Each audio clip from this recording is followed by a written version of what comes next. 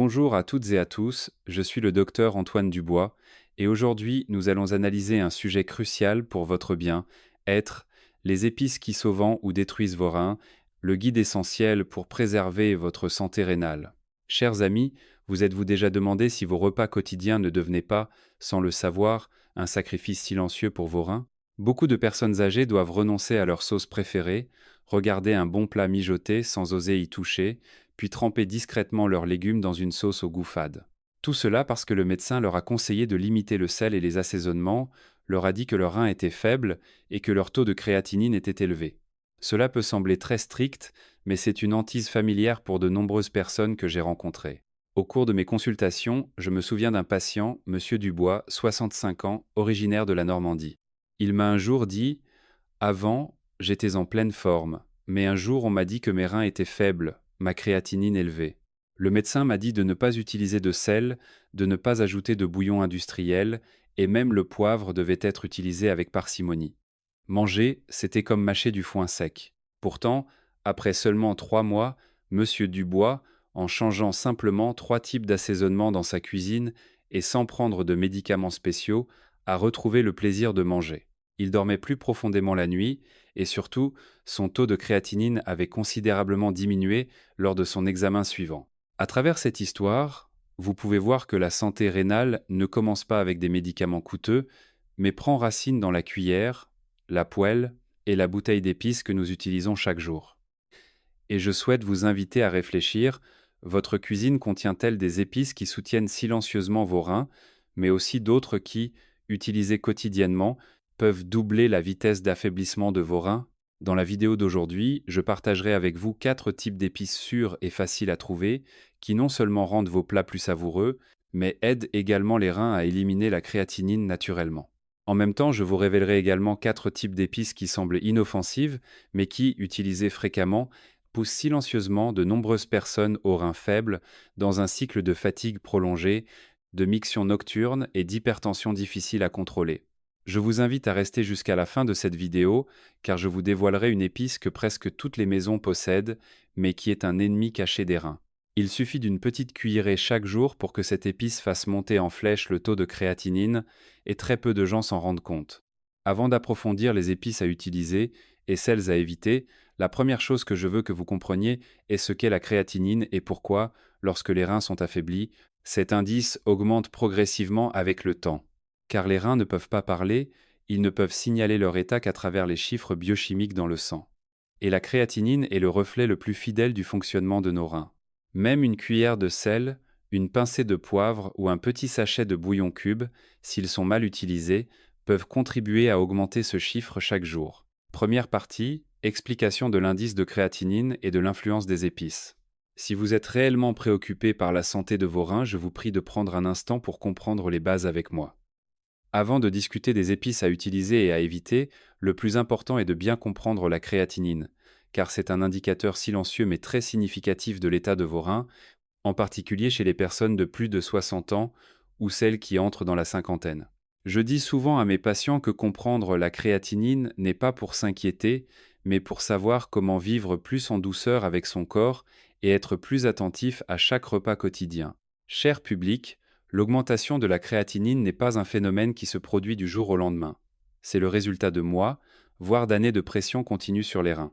Parmi ces pressions, certaines proviennent de choses très petites, comme une pincée de sel, une cuillerée de sauce ou un bouillon cube que nous utilisons chaque jour sans y prêter attention.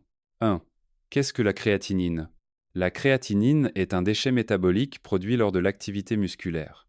Que vous marchiez, vous reposiez ou dormiez profondément, un processus métabolique se déroule constamment dans chaque cellule de votre corps. C'est durant ce processus que la créatinine est naturellement produite. Chez une personne en bonne santé, les reins agissent comme un système de filtration sophistiqué, éliminant continuellement la créatinine du sang et la rejetant par l'urine. Lorsque les reins fonctionnent bien, le taux de créatinine dans le sang reste stable. Le corps ne perçoit presque pas son existence. Mais avec l'âge ou lorsque les reins sont endommagés par une hypertension artérielle, le diabète, des infections chroniques ou un mode de vie inapproprié, la capacité de filtration des reins diminue. À ce moment-là, la créatinine n'est plus entièrement éliminée et s'accumule dans le sang, ce qui fait augmenter son taux progressivement avec le temps. Lors d'un examen sanguin, si la créatinine est élevée, les médecins ne voient pas seulement un chiffre, ils voient le degré de fatigue du rein. Ils voient à quel point le rein doit lutter pour maintenir la vie du corps. 2. Pourquoi les épices affectent-elles la créatinine et la santé rénale? Cher public, beaucoup de gens pensent que les épices ne sont qu'un ajout pour le goût. En utiliser un peu n'est pas significatif. Mais d'un point de vue médical et de la pratique clinique, je peux vous dire directement que ce sont précisément ces petites choses qui constituent un fardeau à long terme pour les reins. Les reins ne filtrent pas seulement la créatinine, ils doivent aussi traiter le sodium, le sucre, les exhausteurs de goût, les conservateurs et les additifs chimiques.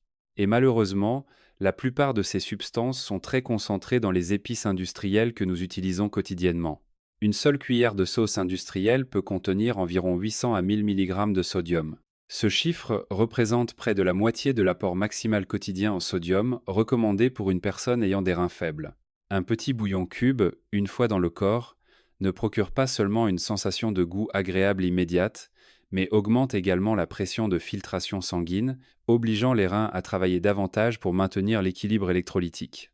Lorsque cette situation se répète chaque jour, les reins n'ont plus le temps de récupérer et la créatinine augmentera silencieusement, sans douleur, sans fièvre, mais de manière très dangereuse. 3. Que doivent savoir les personnes aux reins faibles lorsqu'elles utilisent des épices? Si vous avez déjà eu des analyses révélant une créatinine élevée, ou si vous présentez des signes comme une fatigue prolongée, des mictions nocturnes fréquentes, un léger gonflement des membres, la première chose que je conseille toujours n'est pas de chercher des compléments, mais de réévaluer votre cuisine.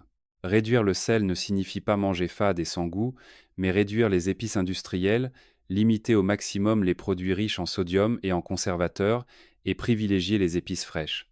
Les épices naturelles ont des propriétés anti-inflammatoires légères, favorisent la circulation sanguine et ne provoquent pas de rétention d'eau. Dans ma pratique clinique, j'ai rencontré de nombreux cas où, simplement en ajustant la manière d'assaisonner, en réduisant progressivement les sauces industrielles, les bouillons cubes, après quelques mois, le taux de créatinine avait tendance à se stabiliser, le corps se sentait plus léger et le sommeil était plus profond. Cela montre que comprendre la créatinine n'est pas pour paniquer, mais pour réaliser qu'un très petit changement dans vos habitudes culinaires peut faire une grande différence pour la santé de vos reins. Alors quels sont les 4 types d'épices que l'on peut utiliser en toute sécurité sans augmenter la créatinine? Et quels sont les 3 types d'épices qui semblent inoffensives, mais qui poussent silencieusement les reins vers le précipice du danger? Je vais analyser très spécifiquement chaque type et chaque mode d'emploi dans la partie suivante, afin que vous puissiez les appliquer immédiatement dans les repas quotidiens de votre famille. Deuxième partie, 4 types d'épices sûres et bonnes pour les personnes aux reins faibles. Type 1, le gingembre frais. Anti-inflammatoire, il soutient la circulation rénale et ne provoque pas de rétention d'eau. Chers amis, si nous jetons un coup d'œil à la cuisine française à travers les générations, le gingembre frais a toujours été présent comme un ami familier. Du plat mijoté sous la pluie, du bouillon du matin aux tisanes chaudes, le gingembre apparaît de manière très naturelle et simple. Mais du point de vue de la médecine moderne, combiné à l'expérience des soins de santé pour les personnes d'âge moyen et les personnes âgées, je veux que vous compreniez que le gingembre n'est pas seulement une épice, mais aussi un léger remède à base de plantes, particulièrement adapté aux personnes aux reins faibles et à celles qui ont un taux de créatinine élevé si elles savent l'utiliser correctement. Selon les études médicales publiées, le gingembre contient du gingérol, un principe actif aux puissants effets anti-inflammatoires et antioxydants. Ceci est particulièrement important pour les personnes dont la fonction rénale est altérée. Au stade initial d'une faiblesse rénale, beaucoup d'entre vous ne présentent aucun symptôme évident, pas de douleur, pas de fièvre, mais à l'intérieur des reins, une inflammation rampante existe au niveau des glomérules et des tubules rénaux. L'inflammation prolongée endommage progressivement la structure de filtration des reins. La créatinine s'accumule donc de plus en plus dans le sang. Dans ce cas, l'apport de substances ayant une légère capacité anti-inflammatoire, naturelle et sûre comme le gingembre, aidera les reins à être moins irrités, contribuant à ralentir le processus de déclin fonctionnel. De plus, le gingembre contribue à améliorer la circulation sanguine. Chez les personnes âgées, une mauvaise circulation sanguine entraîne une alimentation insuffisante des cellules rénales, réduisant l'efficacité de la filtration et de l'élimination. Le gingembre, avec sa nature réchauffante, aide à dilater légèrement les vaisseaux sanguins, améliorant le flux sanguin vers les reins, ce qui favorise un métabolisme plus fluide.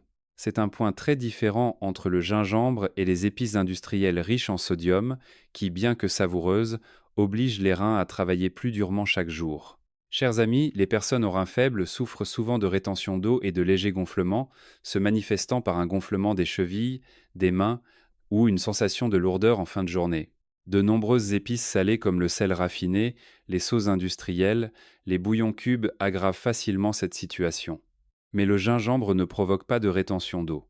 Au contraire, le gingembre aide à réchauffer la digestion, aidant le corps à éliminer l'excès d'eau en douceur, ce qui procure un soulagement aux personnes aux reins faibles.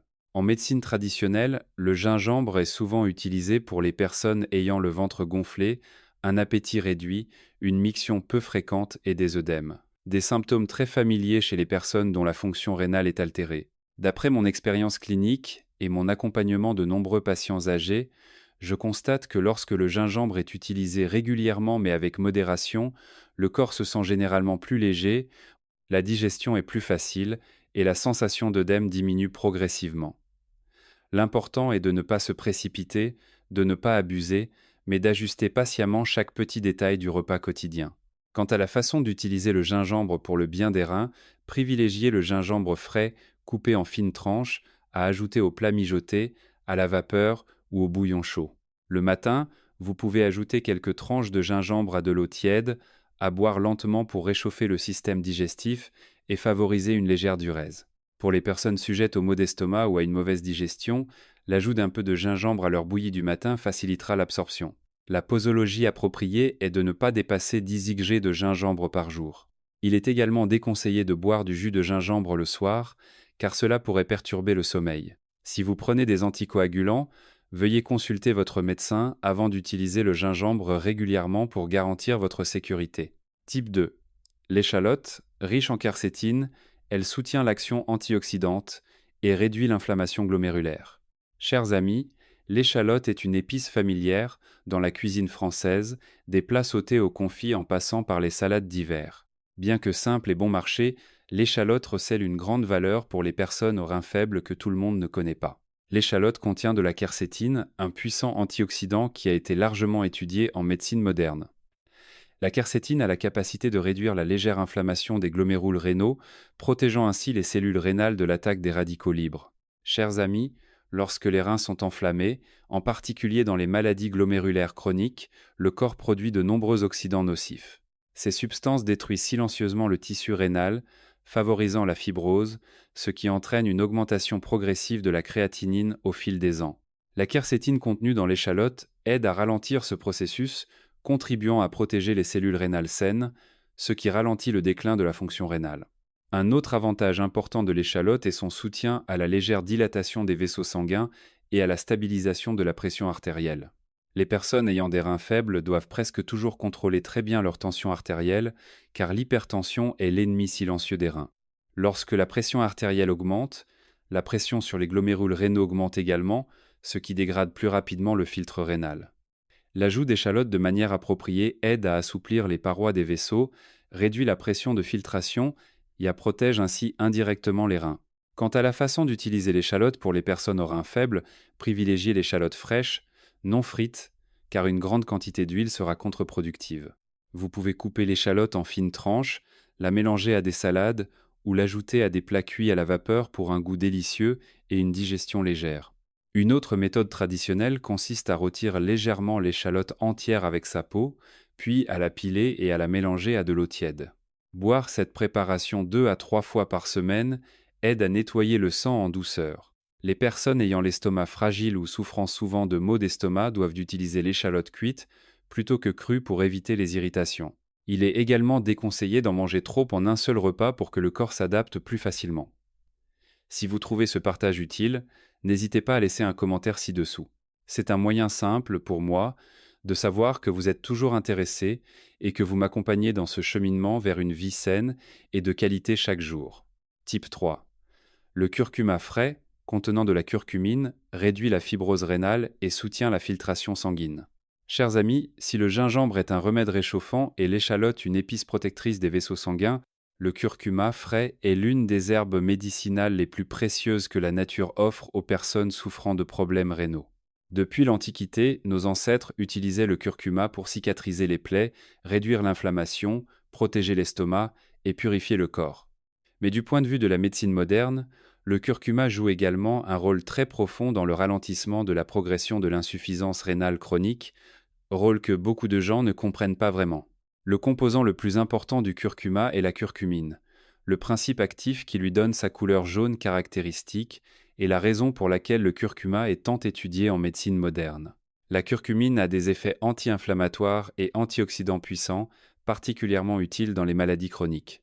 Chers amis, lorsque les reins sont endommagés depuis longtemps par une glomérulonéphrite, le diabète, l'hypertension artérielle ou le vieillissement naturel, les cellules rénales saines sont progressivement remplacées par du tissu fibreux, appelé fibrose rénale. Une fois fibrosé, ce tissu n'a plus la capacité de filtrer le sang et c'est la cause profonde de l'augmentation progressive de la créatinine avec le temps. La curcumine dans le curcuma a la capacité d'inhiber la formation de tissus fibreux, ralentissant la progression de la fibrose rénale et réduisant également l'inflammation latente et prolongée dans les unités de filtration des reins.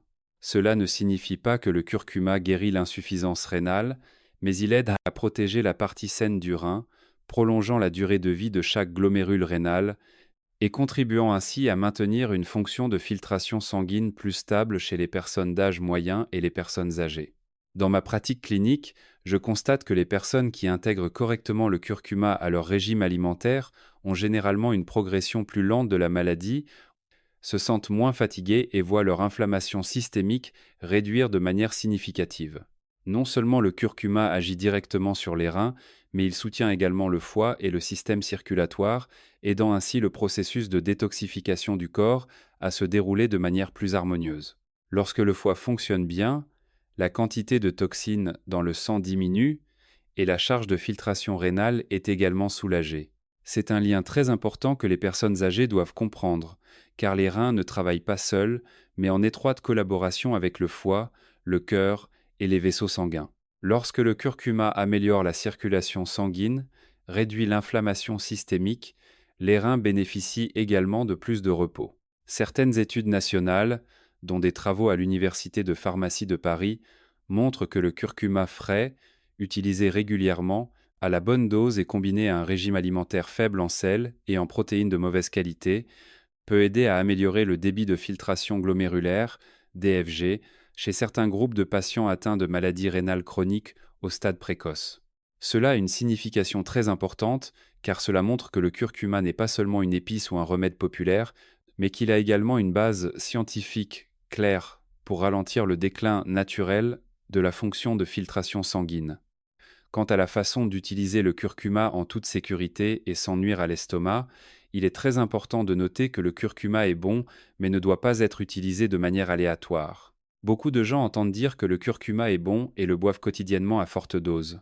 Cela ne convient pas aux personnes âgées. Le moyen le plus doux et le plus sûr d'utiliser le curcuma est d'utiliser du curcuma frais, haché finement et ajouté aux plats mijotés comme le poisson, la viande maigre ou le tofu.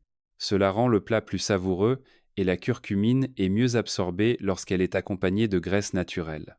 De plus, vous pouvez utiliser environ 2 cuillères à café de curcuma frais haché avec de l'eau tiède. À boire après le petit déjeuner environ 30 minutes, 2 à 3 fois par semaine. Si vous n'êtes pas diabétique, vous pouvez ajouter un peu de miel pur pour réduire l'amertume et améliorer l'absorption. Un point à noter est qu'il ne faut pas utiliser le curcuma en continu tous les jours pendant une longue période. Le curcuma doit être considéré comme une thérapie de soutien cyclique, aidant le corps à s'ajuster progressivement. De plus, ne pas utiliser le curcuma en cas de saignement, de troubles de la coagulation ou avant une intervention chirurgicale, car la curcumine a un léger effet fluidifiant sanguin. Les personnes prenant des anticoagulants ou des médicaments spéciaux doivent consulter leur médecin avant d'utiliser le curcuma régulièrement. Chers amis, le curcuma frais est bon marché et facile à trouver, mais sa valeur est très profonde. S'il est utilisé correctement, à la bonne dose et au bon moment, le curcuma peut devenir un compagnon durable, aidant les reins à être mieux protégés, ralentissant la fibrose et contribuant à maintenir la qualité de vie des personnes d'âge moyen et des personnes âgées de manière naturelle, sûre et durable. Type 4. L'ail. Anti-inflammatoire naturel, il soutient la protection des vaisseaux sanguins rénaux et réduit la charge de filtration sanguine. Chers amis, si l'on parle d'épices à la fois familières et de grande valeur médicale, l'ail est certainement un nom incontournable dans la cuisine française. Du repas quotidien aux remèdes traditionnels, l'ail est toujours présent de manière discrète mais persistante. Du point de vue de la médecine moderne et des soins de santé des personnes âgées, je tiens à souligner que l'ail n'est pas seulement bon pour le cœur, mais qu'il apporte également de nombreux avantages pratiques aux personnes ayant des reins faibles, si on sait l'utiliser correctement et à la bonne dose. Le principe actif le plus important de l'ail est l'allicine, un composé biologique produit lorsque l'ail est écrasé ou haché. L'allicine a de puissants effets anti-inflammatoires, antibactériens et antioxydants, aidant à protéger les cellules contre l'attaque des radicaux libres. Chers amis, chez les personnes aux reins faibles, en particulier les personnes âgées, une inflammation chronique de faible intensité se produit souvent silencieusement dans le corps sans symptômes évidents. C'est ce processus inflammatoire rampant qui endommage progressivement les glomérules rénaux, entraînant une diminution de la capacité de filtration sanguine au fil des ans. L'ail, avec ses propriétés anti-inflammatoires naturelles, peut contribuer à apaiser la réaction inflammatoire, contribuant ainsi à protéger la structure rénale saine restante. Un autre point très important est que l'ail aide à améliorer la santé des vaisseaux sanguins. Le rein est un organe doté d'un système capillaire dense. Chaque rein contient des millions de petits glomérules qui fonctionnent comme des filtres sophistiqués. Lorsque les vaisseaux sanguins sont sclérosés, rétrécis ou endommagés en raison de l'âge, de l'hypertension artérielle ou d'un taux de cholestérol élevé, le flux sanguin vers les reins diminue, entraînant une faiblesse de la fonction de filtration. De nombreuses études montrent que l'ail a la capacité d'aider à dilater légèrement les vaisseaux, à réduire la rigidité des parois vasculaires et à soutenir la stabilisation de la pression artérielle, réduisant ainsi la pression sur les glomérules rénaux. Pour les personnes aux reins faibles, cela est particulièrement significatif, car une pression artérielle stable est la base d'une protection rénale à long terme. De plus, l'ail est également connu pour sa capacité à aider à contrôler légèrement le taux de cholestérol et de sucre dans le sang, deux facteurs qui accompagnent souvent l'insuffisance rénale chronique chez les personnes d'âge moyen et les personnes âgées. Lorsque le taux de cholestérol est élevé et que la glycémie fluctue beaucoup, les reins doivent travailler plus dur pour filtrer les produits métaboliques excessifs. L'intégration judicieuse de l'ail dans les repas aide à réduire la charge métabolique, soutenant ainsi indirectement la fonction rénale de manière durable et naturelle. Quant à la façon d'utiliser l'ail en toute sécurité pour les personnes aux reins faibles, il faut se souvenir d'un principe important: peu, mais régulièrement et correctement. L'ail est préférable d'utiliser de l'ail frais, écrasé ou haché, et de le laisser reposer quelques minutes avant de le cuire pour activer la lysine.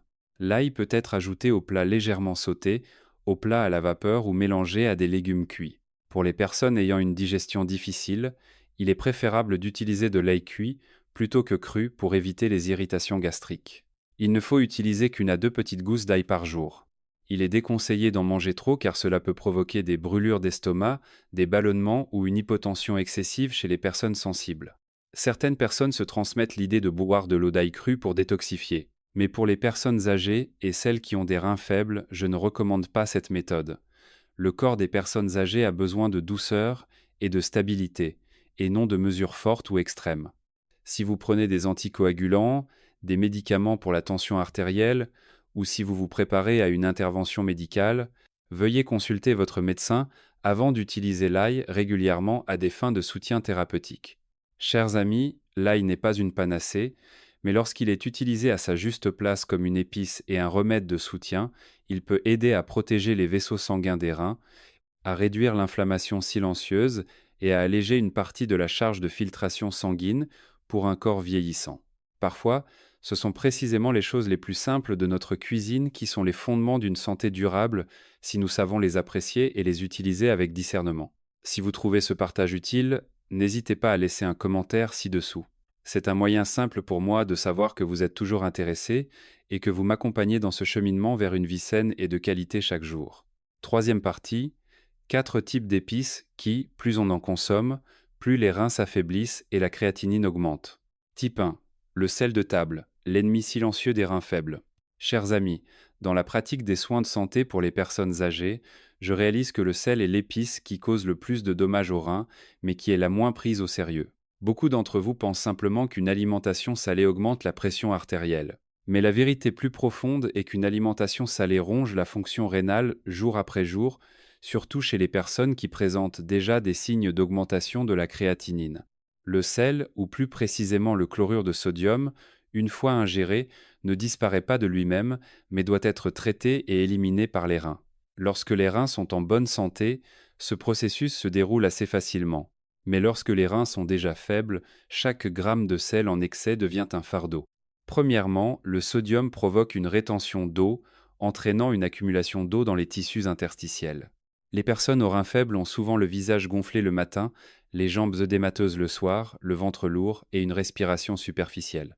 Ce n'est pas dû à une consommation excessive d'eau, mais au fait que les reins ne parviennent pas à éliminer l'excès de sodium, ce qui entraîne une rétention d'eau dans le corps. Deuxièmement, le sodium resserre les vaisseaux sanguins, augmentant la pression artérielle et exerçant une pression plus forte sur les glomérules rénaux. Les glomérules sont des filtres très petits et fragiles, et lorsqu'ils sont soumis à une pression élevée prolongée, ils sont rapidement endommagés. Troisièmement, une alimentation salée augmente la pression de filtration glomérulaire, obligeant les reins à travailler au-delà de leur capacité, ce qui, à long terme, entraîne une augmentation progressive du taux de créatinine à votre insu. En termes simples, chaque repas salé, c'est comme forcer un rein faible à courir une longue distance supplémentaire. Alors, quelle quantité de sel une personne au rein faible devrait-elle consommer? Selon les recommandations de l'Organisation mondiale de la santé, une personne en bonne santé ne devrait pas consommer plus de 5 grammes de sel par jour, soit l'équivalent d'une petite cuillère à café. Mais pour les personnes aux reins faibles, surtout celles qui ont déjà une créatinine élevée, la quantité de sel devrait être réduite à environ les 2 tiers de ce niveau, c'est-à-dire moins d'une demi-cuillère à café par jour. L'important est que le sel ne se trouve pas seulement dans la salière, mais qu'il est également très présent dans les sauces industrielles, les bouillons cubes, les sauces de soja, le poisson séché, les cornichons, les conserves, les viandes transformées. Beaucoup d'entre vous pensent manger sans sel, mais en fait, vous ingérez du sel indirectement via des assaisonnements et des aliments familiers. Le corps envoie souvent des signaux de détresse lorsqu'il y a un excès de sel, comme une soif constante, une bouche sèche, un visage gonflé le matin, des jambes œdémateuses le soir, une tension artérielle fluctuante, une miction peu fréquente, une urine foncée, de la fatigue, des douleurs thoraciques, des troubles du sommeil. Lorsque ces signes apparaissent, ce n'est pas anodin, mais un avertissement silencieux de vos reins. Chers amis, réduire le sel ne signifie pas manger fade, mais plutôt augmenter les saveurs naturelles du gingembre, de l'échalote, de l'ail et du curcuma pour donner aux reins la chance de se reposer et de récupérer. Type 2, les bouillons cubes industriels qui provoquent des troubles métaboliques et fatiguent davantage les reins. Chers amis, le glutamate monosodique, ou MSG, est un exhausteur de goût courant dans de nombreuses cuisines car il rend les plats plus savoureux et plus appétissants. Cependant, d'un point de vue médical pour les personnes d'âge moyen et les personnes âgées, en particulier celles qui ont des reins faibles et une créatinine élevée, le MSG est une épice qui doit être utilisée avec une grande prudence. Le composant principal du MSG est le glutamate monosodique, une forme de sel de l'acide glutamique. Une fois dans le corps, cette substance participe au métabolisme et produit des sous-produits qui doivent être traités par le foie et les reins. Pour les personnes ayant des reins sains, cette élimination n'est pas trop difficile.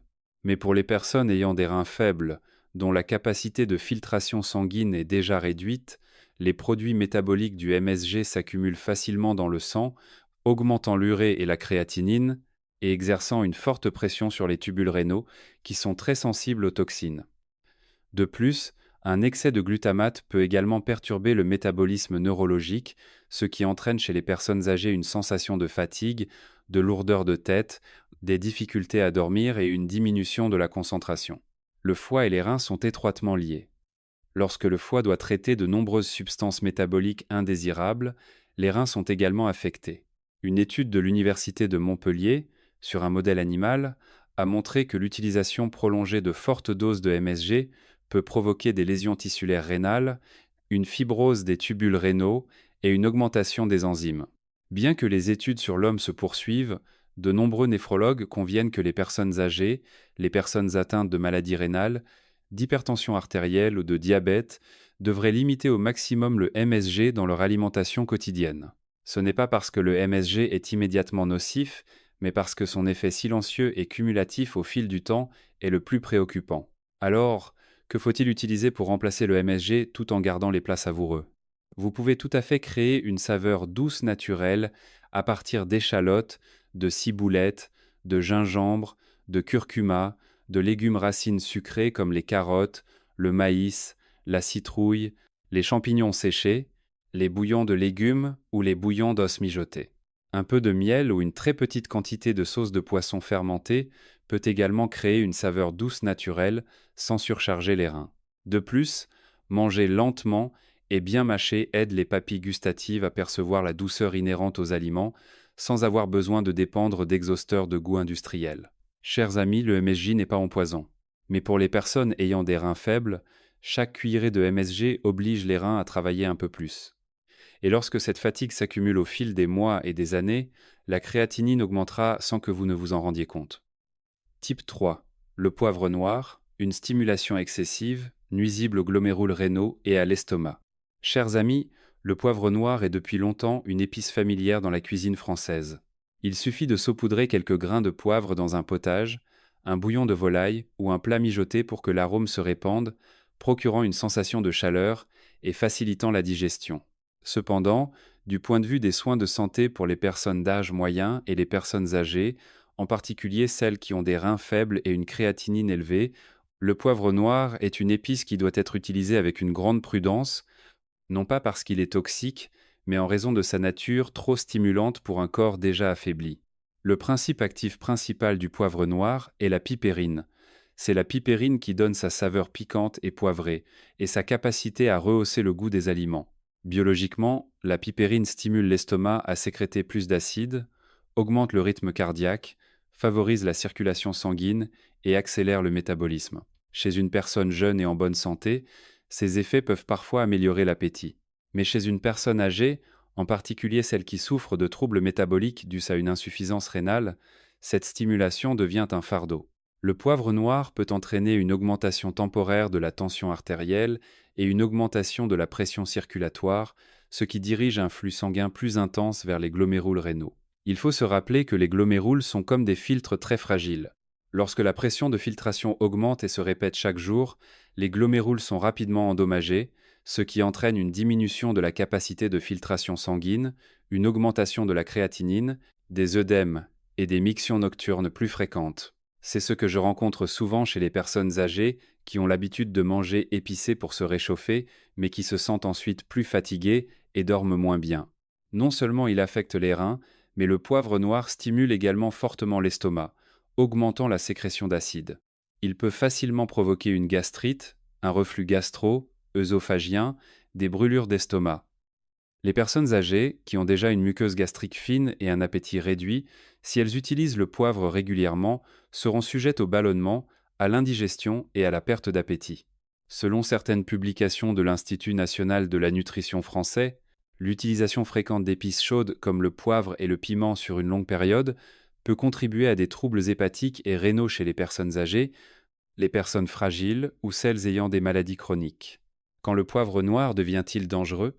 Lorsque vous l'utilisez tous les jours, en grande quantité, plus d'une cuillère à café par jour, ou dans le contexte d'une maladie gastrique, d'une hypertension artérielle, d'une créatinine élevée.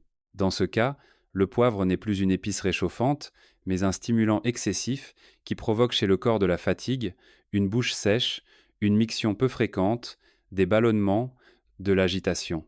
Pour une personne en bonne santé, moins d'1 à 2 cuillères à café par jour peuvent être acceptables. Mais pour les personnes aux reins faibles, il est préférable de l'utiliser seulement 1 à 2 fois par semaine, en très petite quantité, et de le remplacer par du persil, de la coriandre, du gingembre frais pour créer une saveur légèrement piquante, facile à digérer et plus douce pour les reins. Type 4.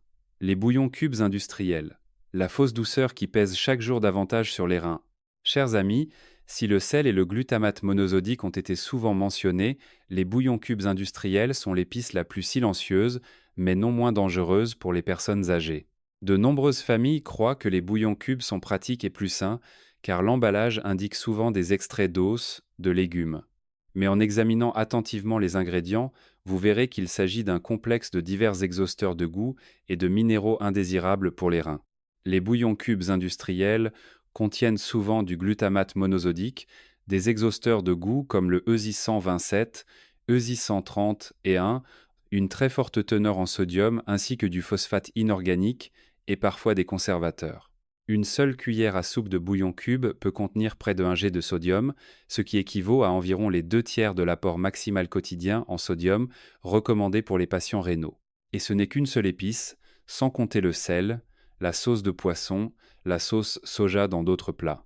L'excès de sodium entraîne une rétention d'eau, des œdèmes des jambes, du visage, une augmentation de la tension artérielle et oblige le cœur à travailler plus dur. Mais le plus préoccupant est le phosphate inorganique contenu dans les bouillons cubes. Ce type de phosphate est absorbé dans le sang à environ 90%, bien plus que le phosphate naturel présent dans les aliments. Lorsque les reins ne parviennent pas à le filtrer suffisamment rapidement, le phosphate extrait le calcium des os, provoquant l'ostéoporose, des douleurs articulaires et, à long terme, peut se déposer dans les parois des vaisseaux, augmentant le risque d'accident vasculaire cérébral et de maladies cardiovasculaires. C'est pourquoi certaines personnes ne mangent pas de sel de manière évidente, ne fumant pas, mais souffrent néanmoins d'insuffisance rénale et cardiaque de manière incompréhensible. Beaucoup d'entre vous disent qu'il faut juste une petite quantité pour que ce soit facile à manger, mais en gériatrie, c'est précisément cette petite quantité quotidienne qui est la plus dangereuse. Car c'est comme une petite dose de poison qui force les reins à travailler continuellement sans temps de récupération.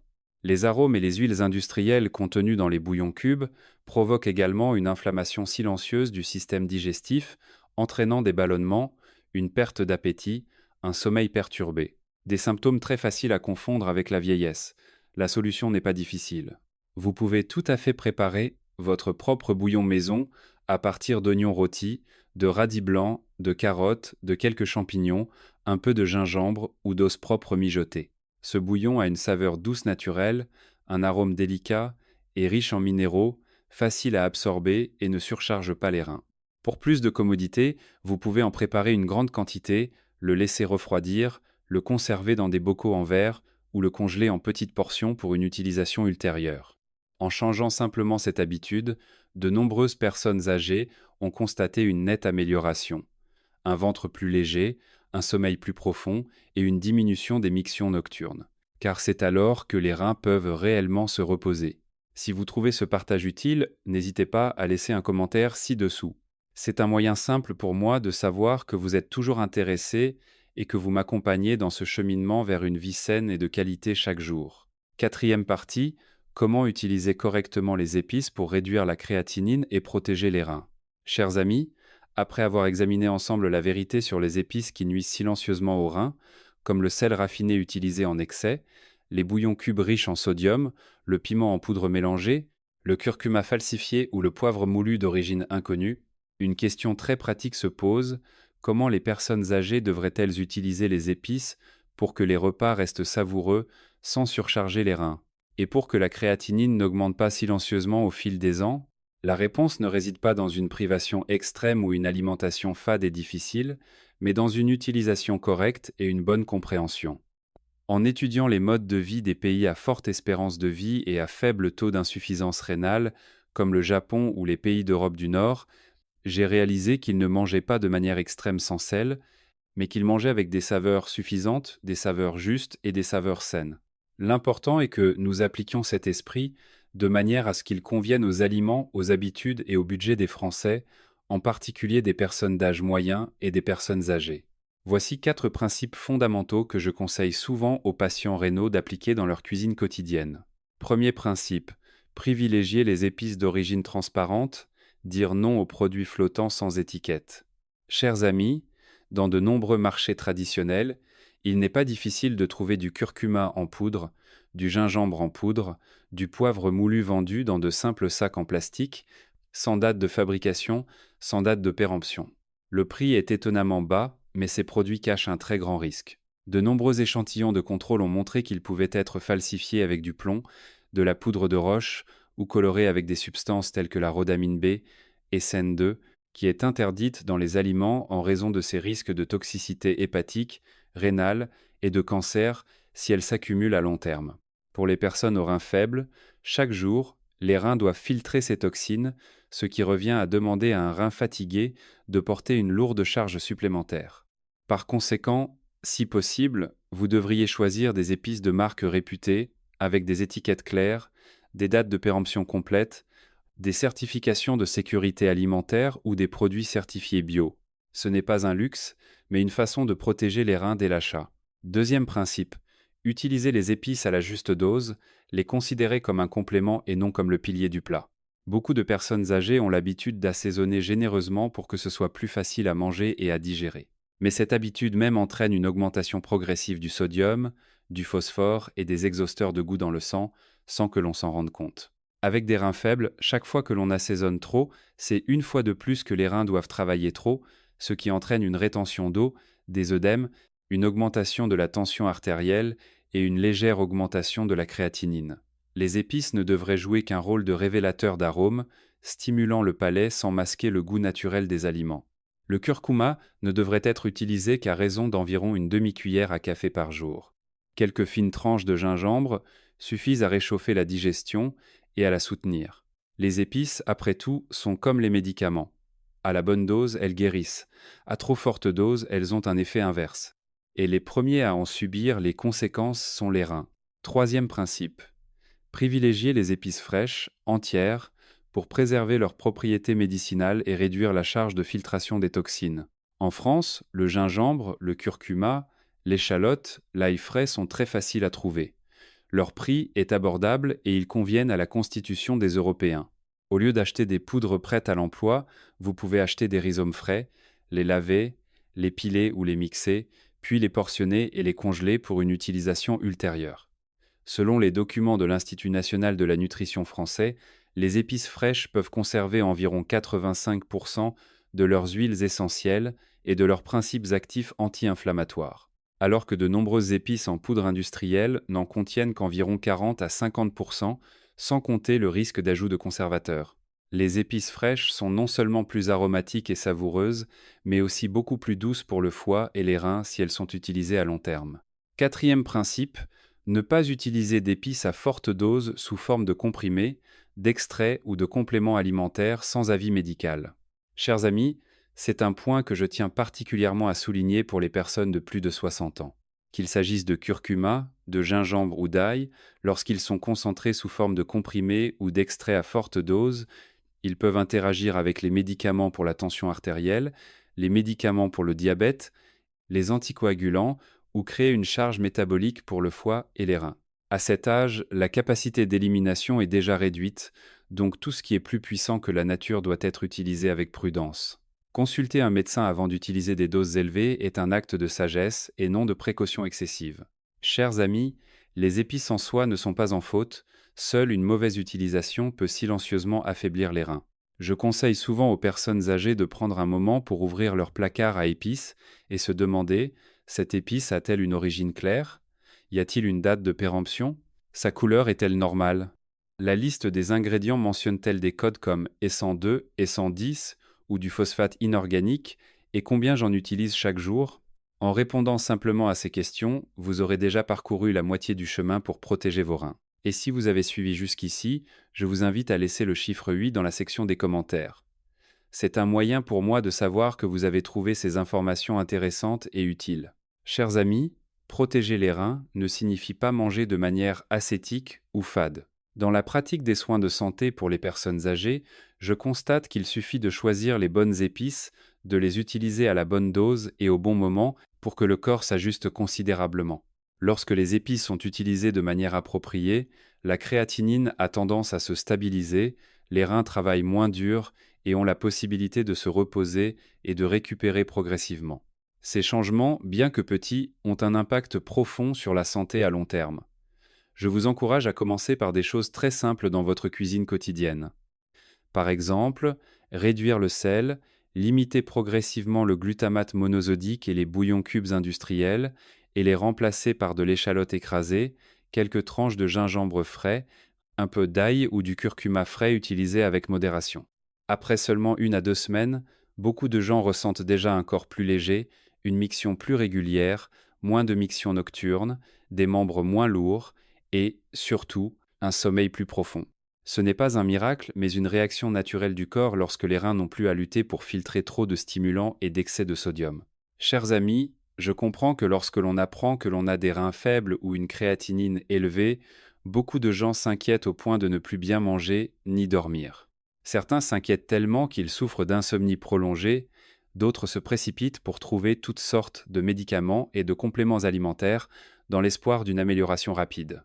Mais ce que beaucoup ne réalisent pas, c'est que le chemin le plus doux et le plus durable commence directement dans la cuisine. C'est la façon d'assaisonner chaque jour qui détermine si les reins peuvent se reposer ou continuer à s'épuiser. Un petit morceau de gingembre, une cuillerée d'échalotes hachées, quelques tranches de curcuma frais, s'ils sont utilisés correctement, régulièrement et sans abus, sont comme des remèdes naturels qui aident à réchauffer la digestion, à soutenir la circulation et à réduire la charge de filtration des reins. Au contraire, les habitudes d'assaisonnement apparemment inoffensives comme l'utilisation excessive de glutamate monosodique, de poivre moulu, de sauces industrielles sont en fait des destructeurs silencieux qui font augmenter progressivement le taux de créatinine au fil du temps, affaiblissant les reins à l'insu de la personne concernée. Je sais que changer ses habitudes alimentaires n'est pas facile, surtout celles qui vous ont accompagné pendant des décennies. Mes chers amis, la santé est une chose que l'on ne peut racheter avec de l'argent une fois perdu. Si aujourd'hui vous choisissez d'ajouter une épice saine et de réduire une épice nocive, c'est déjà un pas très important pour protéger vos reins et préserver votre qualité de vie à l'avenir. Si vous avez trouvé ces informations vraiment utiles, je vous prie de vous abonner à ma chaîne pour que je puisse continuer à vous accompagner en vous transmettant des connaissances médicales simples, pratiques et accessibles, adaptées aux personnes d'âge moyen et aux personnes âgées. Et si vous avez des proches ou des amis qui urinent fréquemment la nuit, sont fatigués, ont les mains ou les pieds gonflés en raison d'une faiblesse rénale, partagez-leur ce contenu. Parfois, un simple rappel au bon moment peut aider une personne à changer sa façon de prendre soin de sa santé. Merci.